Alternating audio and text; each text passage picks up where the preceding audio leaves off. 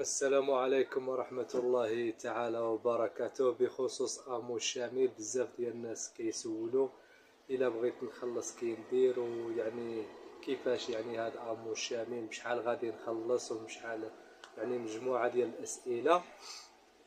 يعني اللي كيخصو يخلص امو الشامل الناس اللي عندهم مؤشر فوق 932 هما الناس اللي خصهم يخلصوا امو الشامل.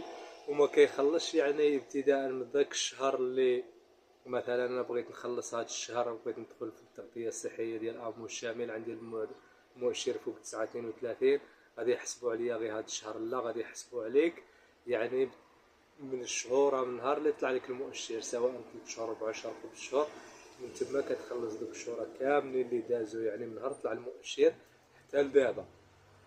ويعني كي غادي دير، يعني كتدخل الموقع ديال ماسينيسي